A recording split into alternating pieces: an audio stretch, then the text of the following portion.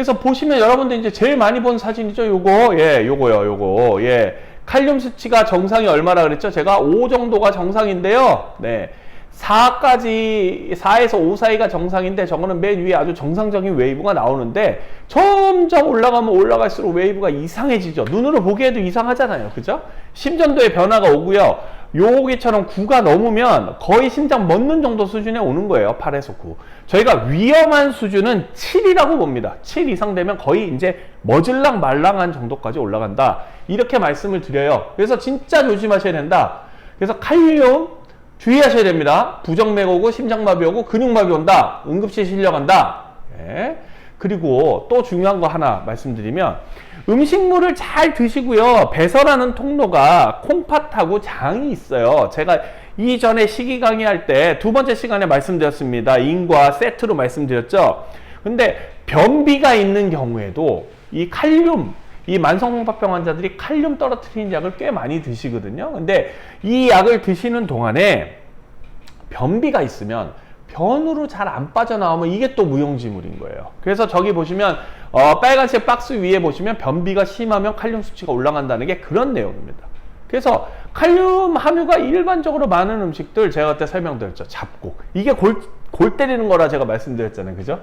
당뇨가 있으신 콩팥병 환자들 초기에는 혈당 올라가니까 흰밥 먹지 말라 그랬다가 콩팥 안 좋아지고 투석 시작할 때쯤 됐다 그러니까 갑자기 잡곡을 또 먹지 말라 그래. 이유는요, 인이 높아서 뭐 그런 것도 있지만 칼륨도 높아요. 예, 칼륨이 높아요. 그래가지고 잡곡은 먹지 말아라. 그 다음에 구황식물, 감자고구마, 예, 칼륨, 인도 높아요. 그 다음에 뭐 채소 과일은 다 아시는 거고, 그 다음에 초콜릿, 흑설탕, 황설탕, 로얄 젤리, 뭐 견과류, 땅콩, 아몬드, 잣 이런 거요. 차 떼고 포 떼고 다 떼면 먹을 게 하나도 없다는 게 진짜 문제예요. 그죠? 그래서 이런 거를 아예 안 먹을 수 없으니 어떻게 드시면 좋다? 복습 한번 해볼까요? 야채는 끓는 물에 데쳐서, 물은 재료양의 4배에서 5배. 와, 그러면 뭐 요만큼 삶는데 막 1리터씩 넣어야 된다는 얘기죠? 그 다음에 재료는 가능하면 잘게 썰어서요. 한 물에 2시간 정도 담궈 두세요. 그러면 조금 더 빠집니다. 그 다음에 샤브샤브처럼 데쳐서 드시는 거면 더 좋고요. 그 다음에 어디에 제일 많다고요? 껍질, 줄기는 일단은 칼륨이 많으니까 그쪽 부분은 다 제외하고 잎만 드셔라. 네.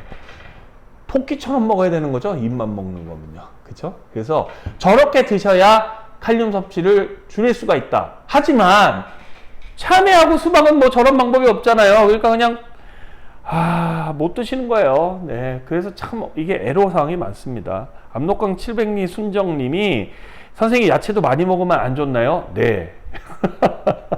참 웃으면 안 되는 일인데 이게 참 어이없는 웃음이에요.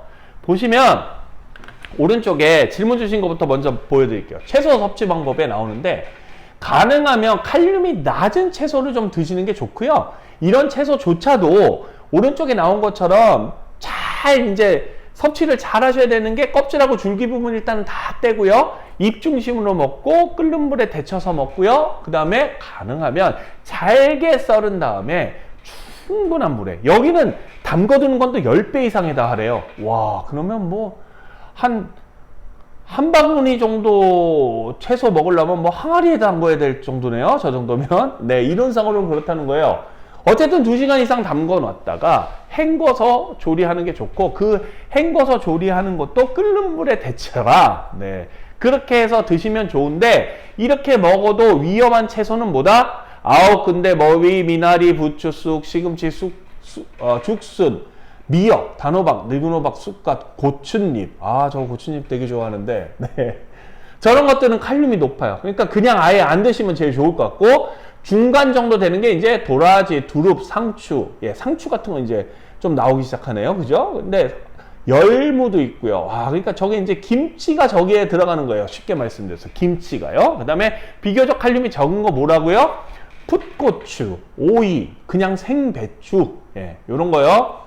그 다음에 뭐 저기 몸에 좋은 것들이 좀 있네요. 숙주도 있고 뭐 버섯 종류, 아스파라거스 이런 것들은 조금 칼륨이 적다. 그래서 스테이크 구워 드실 때 드시는 아스파라거스를 물에 데친 다음에 같이 구워 드시는 거는 참 괜찮다. 저는 이렇게 말씀을 항상 드리고요.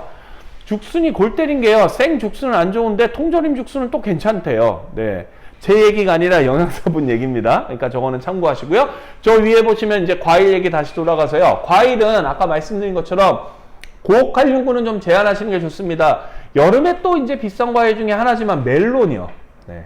그 다음에 참외, 천도복숭아, 예, 요런 것들 여름 과일인데 요런 것들 조금 피하시면 좋을 것 같아요. 이건 진짜 대놓고 고칼륨군. 그 다음에 아까 제가 7을 떨었던 수박은 한 중간 정도 되는 겁니다. 중간. 예, 중간 칼륨군 조심해야 될 거. 그 다음에 가능하면 저칼륨군을 선택하자. 근데 여름 과일이 아무리 눈을 씻고 봐도 별로 없어. 그죠? 사과, 단감, 연시, 레몬, 자두, 파인애플, 금귤, 딸기, 포도, 자두, 블루베리. 그 다음에 통조림 과일은 다 괜찮고요. 대신에 국물 먹으면 안 된다는 거 그때 말씀드렸죠. 과육만 드시고 국물 버리십시오. 왜 그렇다고요?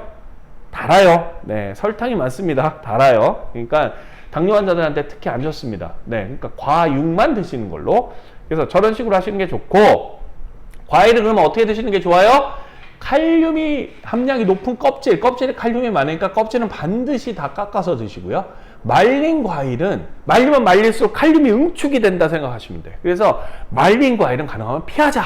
예, 생 과일을 드셔라. 네, 돈 나가는 소리가 들리죠. 요새 같은 물가가 뭐 엄청나게 올랐다고 오늘도 뉴스에 나오더라고요. 6%인가 올랐다던데. 네, 신선한 과일, 진짜 힘들긴 하지만 어쨌든 통조림보단 낫다. 통조림 죄송합니다. 건과일보다 낫다. 통조림 과일 같은 경우에는 칼륨이 좀 낮지만 통조림 시럽은 제가 뭐라고요? 드시면 안 된다. 왜요? 달거든요. 예, 달아서 안 드셨으면 좋겠습니다. 근데 주변에 보면 과육보다 국물 좋아하시는 분이 더 많더라고요. 보니까 피하시는 게 좋겠습니다. 네. 체리님이 칼륨 수치 4.2인데 수박 참외 하루 얼마 먹으면 괜찮을까요? 콩팥병 없으시고요. 칼륨 수치 이 정도 정상이시면 남들 드시는 만큼만 드시면 됩니다. 근데 뭐 하루에 10통씩 드시면 안 되겠죠. 그죠? 네. 근데 만성 콩팥병 환자시라면 남들 먹는 거에 한 3분의 1만 드시라 그래요. 저는 그냥 안전하게. 네, 그냥 맛만 보시라. 저는 이렇게 말씀 많이 드리고요. 수분 조심하시고요. 네. 그 다음에 모바짱님이라고 읽는 게 맞나요? 제가? 네. 고칼륨이 심장에 어떤 영향을 줘서 마비까지 갈 수 있나요? 기전이 궁금합니다. 네, 이분은 거의 뭐 의대생 수준인 것 같은데요. 질문이. 칼륨은 제가 그때 한번 말씀드렸어요. 몸에 전기적 자극을 이어주게 하는 어떤 전도체 아니라 전도체 같은 역할을 합니다. 그래서 이 심장을 뛰게 하는 신호, 페이스메이커에서 만드는 그 신호 전달 체계에 관여를 해요. 그래서 칼륨이 너무 과도하면 과도한 신호가 가는 거죠. 그러면서 심장이 과도하게 뛰거나 페이싱 자체가 어긋나게 되는 일이 생기는 거죠. 그러면서 나중에는 너무 과도하게 뛰면 어떻게 돼요? 멈추는 게 되는 거죠. 예. 그러니까 말의 채찍질을 너무 많이 하면 어떻게 된다고요? 마지막 바퀴에 쓰러지잖아요. 그거랑 같은 기전이라고 생각하시면 되고요. 구독, 좋아요, 알림 설정 꼭 부탁드리겠습니다. 감사합니다.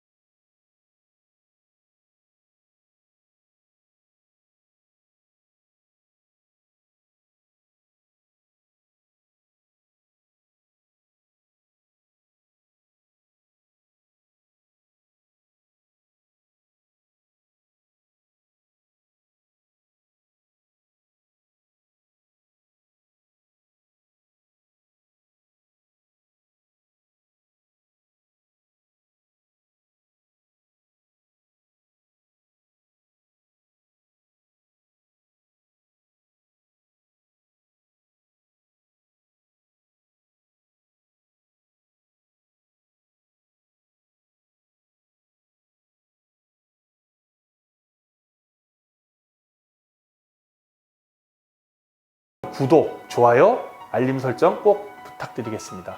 감사합니다.